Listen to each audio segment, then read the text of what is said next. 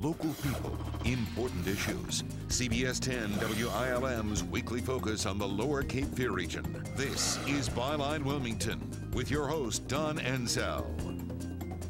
Welcome and good morning. Well, we're talking to two members of the New Hanover County School Board, one from each side of the aisle. Republican Ed Higgins is one of the longest serving members and currently board chair, and Democrat Nick Rhodes is one of two African Americans on that 7-member body, and in the third year of his first term. Did I get that right? That's correct. Third year of his first term. So right. Ed Higgins and Nick Rhodes, thanks so much for joining us this morning on Byline. Thank you for having me. Let's start off with the controversy surrounding a former New Hanover County school teacher who was arrested and facing some serious charges involving a minor. She was suspended from the New Hanover County school system twice. Then she resigned, and she was given a letter of recommendation and subsequently hired by the Pitt County school system. There's been a lot of criticism about how all that played out and the judgment calls on the part of the school officials. What are your perceptions of all of that, Nick? Personally, I don't think she should have received a letter of recommendation. There was an investigation done by our Human Resources Department, and they couldn't find any inappropriate behavior in terms of a sexual nature with the student. But the allegations and... do we know why she was suspended, or do you know why she was suspended? It may not be public information, but do you know? I do know. And it wasn't inappropriate behavior with a student? The investigation determined... what happens when there's an investigation, by procedure, teachers are suspended with pay pending an investigation. That is not to say that... That's another indictment. That is not to say they are guilty. That is not to say that they're innocent. Is that they are suspended by procedure pending an investigation. And because people can make all kinds of allegations against teachers, and it happens all the time. And so they have rights as well. So she was suspended pending an investigation, and the investigation was conducted and didn't determine there was any, at that time, any inappropriate sexual behavior between her and the student. Ed, do you have anything to add to that? No, so far. Okay. Agreement. And you say the teacher should, you don't think she should have gotten a letter of recommendation if nothing was found wrong in the investigation. Why not? Well, I think the letter of recommendation came from the wrong level. If she was to receive a letter of recommendation, it should have been issued by this building principal, who had daily contact with her. And it was from assistant superintendent, an assistant superintendent, wasn't it? Right, higher up. Of human resources.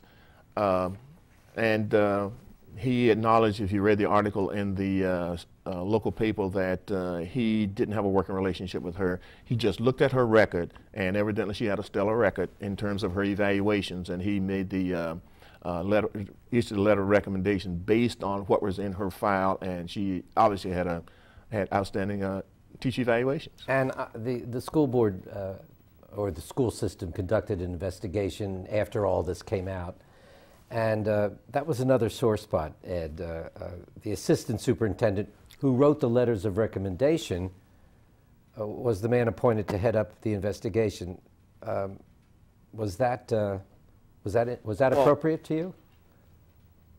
I guess I have to ask which investigation. As the assistant superintendent for human resources, he did head up the investigation for the two allegations that happened. Now, with respect to what the school board did, we had just simply asked that the material be made available to the board.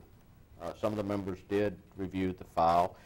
At the same time, our board attorney reviewed the file and drafted a memorandum and a statement with respect to the allegations.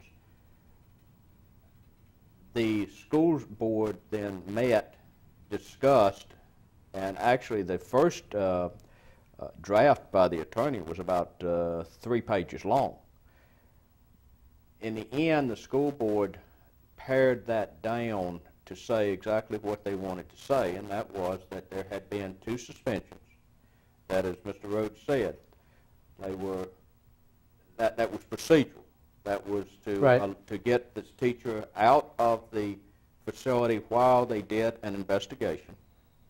That as a result of both investigations, there was no finding of any inappropriate activity by the teacher. That based on that, there was not going to be any recommendation that any disciplinary action be taken. That she then came in. And I don't. Well, I don't think I'm saying anything that is not in the release. No, but I want to move on to the bottom line of: are you pleased with how it played out, and do you think there were any policy changes will come out of this? Well, I agree with Mr. Rhodes.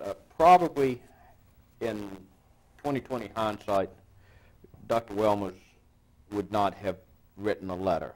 I think what happened was that at the point in time, she asked for a letter, she submitted a resignation, she asked for a letter.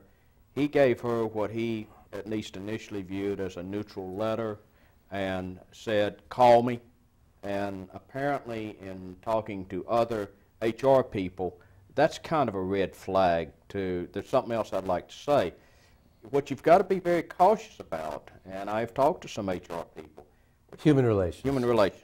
What you've got to be very cautious about is what you put into these letters, because there have been any number of lawsuits filed by individuals who say that they felt they were discriminated against? Well, defamed. I see. By comments that were put into a letter. Can you deny, I mean, do you have to by law write a letter of recommendation? No, you do not, and that's what I think I'm agreeing with Mr. Rhodes. We're going to have to take a break, and I want to come back and talk about so many other issues, but I appreciate you giving us some details on this. We'll be right back with Nick Rhodes and Ed Higgins from the New Hanover County School Board. Next up, Title IX. Stay with us.